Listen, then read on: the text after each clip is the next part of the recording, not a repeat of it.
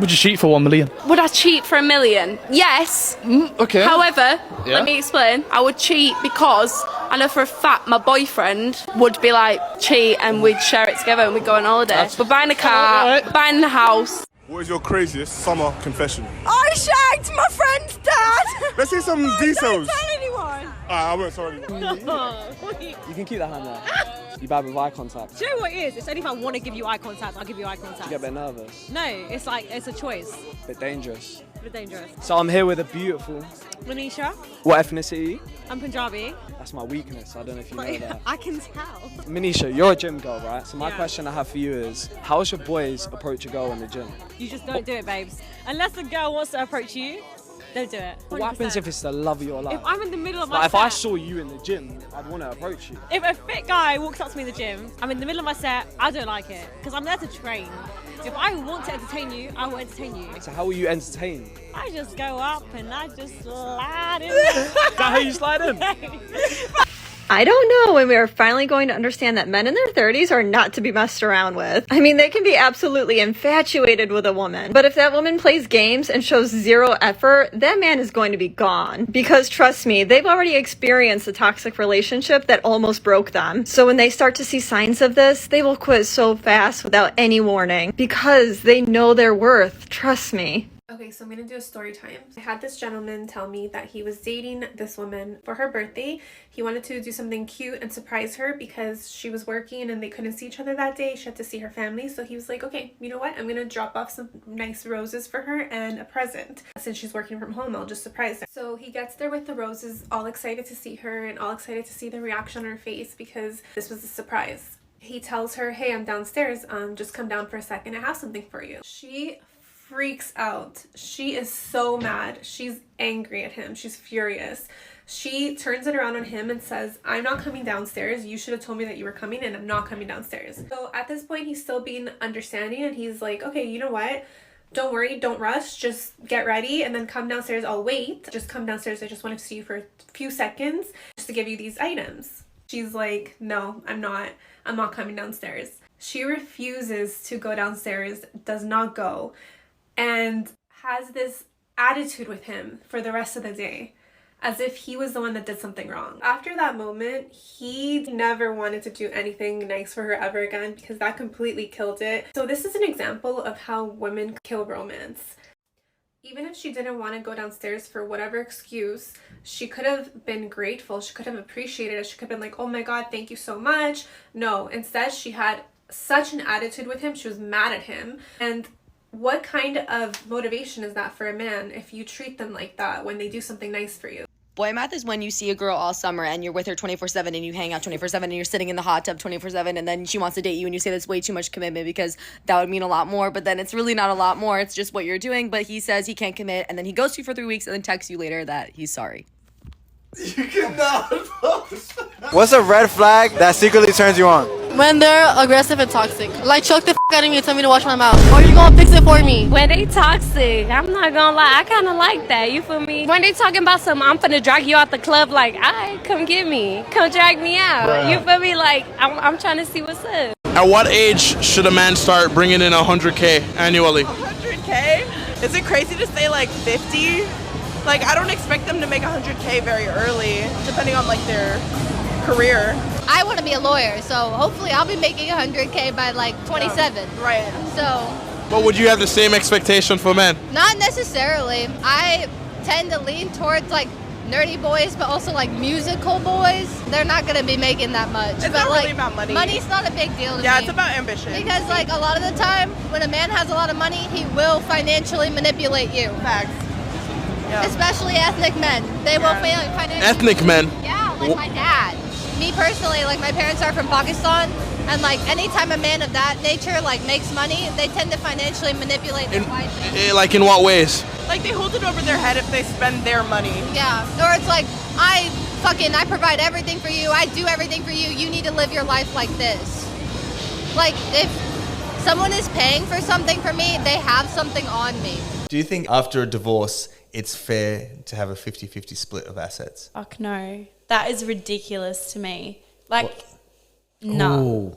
Oh, I saw some eyebrows. I'm looking No, forward to these I explanations. think what you bring into the marriage is what you should leave with. I think a prenuptial agreement should just always be a mandatory thing that you do, because like, how are you going to explain, say a guy and his family have like had a family owned business and then he marries some girl and then they've got to halve that? I think that's ridiculous. I think you need to, unless that girl wants to like be a more submissive partner, but if most women aren't these days. He is making himself the victim and he's making me look like the liar. Poor him. He's had nothing to do with this.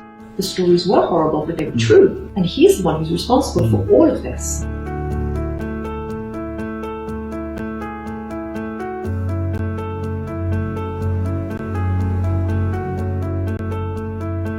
First memories are London.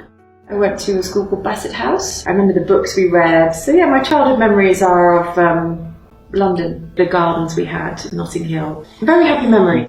Mummy was a hands-on mummy. Very sort of Spanish, she cooked me lovely meals and good at taking us out to cultural things, museums and excursions. Weekends spent walking in the dunes and happy childhood.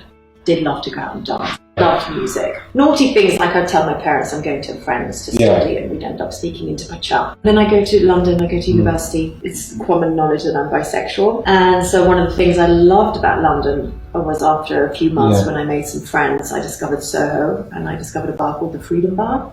Wow. That was just, I just felt at home. I was like, oh my God, I'm not alone. I felt in a way that I kind of belonged, that London was very me.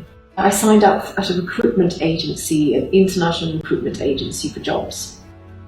And my first interview was to be the PA to a tennis agent. And that's how I got into sports. The football department's big client, David Beckham, was going to sign a contract with Real Madrid. In Grosvenor Road, and I was sitting down in reception waiting for my colleague because we were going to go out for lunch. And he walked past, looked me up and down, gave me a cheeky smile, a couple of minutes, just like, and I just looked at my colleague and went, oh, another football player. And it was a big thing because, you know, David Beckham from Manchester United was signing with Real Madrid. So the football team said, can you come and help? You know, you're from Madrid, you speak fluent Spanish. I mean, I could have been a cab driver in Madrid. That's how well I knew the city. And I speak the language, so I can be really helpful. And he stepped off the plane. This is my first impression of him. This is because the time I saw him in the office doesn't really count. It was like a real life Barbie and Ken. Playing up for the press, it's who they are. They're superstars.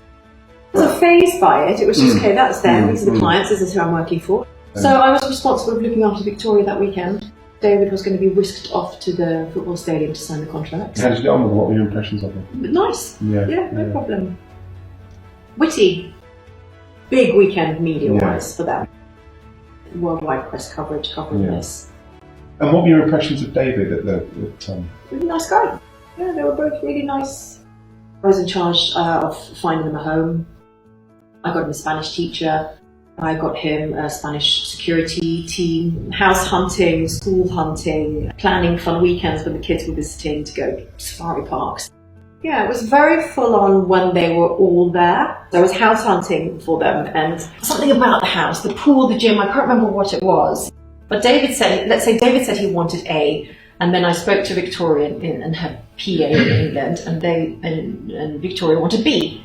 The next call is Victoria just wants you to talk directly to her. This is when he's in Asia. And so he starts texting me late at night. David, sorry, I've been given instructions not to talk to you directly. And he texts me back and says, we don't have to tell anymore. Tonight we bring you the story of how David Beckham became a global phenomenon. I'd seen an ad on Netflix. I love Netflix. I love documentaries. I love real life stories. So Thursday morning I get up, breakfast with the kids and check my Instagram. I've got a few new 100 followers and I thought that happens from time to time because old stories get published and then some people start following me. So I didn't think much of it and I dropped the kids off at school. I went to work. I work as a medical assistant in a medical office and suddenly the phone rings and it's an unknown number. So I answer, but I'm at work. So I'm like, hello. And it's a Norwegian journalist from Dagbladet wanting to know if I had any comments on the documentary. And I just said, no comments, I'm at work, please don't call me again. And I hung up, and then the phone started ringing again and again. And then I started realising, something must have been said, but I didn't know what had been said. And it was just been shock the first days and receiving so much hatred. What did you think when you saw the that episode? What was your reaction? He is making himself the victim, and he's making me look like the liar. He's making me look like I've made up these horrible stories. I'm the one that's made Victoria suffer. Poor him. He's had nothing to do with this, and it was so awful. I think it's one thing if you don't want to take responsibility for things at home because of your family and your children, that's absolutely fine. And if he hadn't even mentioned any of that and just said it was a tough time for us and moved on, I wouldn't be here today. The stories were horrible, but they were true. And he's the one who's responsible for all of this. He's the one who's responsible for his wife's suffering. He's the one that decides to lie to her to say, we don't have to tell my wife. He's made all those choices. Was there anything particular that he said that on that documentary that? Yes, it was how awful it was to see his wife suffer so much. That bothered me. Why? Because he's the one that's caused the suffering. It's his behaviour, it's his lying. This is why I have decided, after giving it so many days thought, to speak. If I don't speak, if I remain silent, I will be known as the liar, the one who made up the stories. And I also have a family, and I also have children, and they also have Google, and they can also watch documentaries. And I want them to know that their mother was brave enough to stand up against them and to stand up for the truth. If he was going to touch on this time and how difficult it was, it would have been really nice for him to have said, not my proudest time, it was a tough time for us. Something like that, just maybe a little bit of acknowledgement. Or no acknowledgement at all, and don't even touch the subject. I'd never received any closure. If somebody had just reached out to me, if he had just called me and said, I'm so sorry, how can we fix this? Things would have been so different. But I was made to look like a liar. I felt like I had to continuously defend myself. I was very hurt. And that hurt and that pain led me to become more laissez-faire and to not give a shit about keeping this big secret for him when he's treating me like that. I very much accepted the choices that I've made, the mistakes that I've made. I've come to terms with them. In hindsight, the best lessons I've learned in life. That path, those mistakes, everything I've learned along the way has brought me to where I am today. And I am in the most wonderful place I could be. I'm so grateful. I have the most incredible husband, children, family. I'm just like... Who you probably wouldn't have met if it hadn't been, I wouldn't have met. I wouldn't have this life.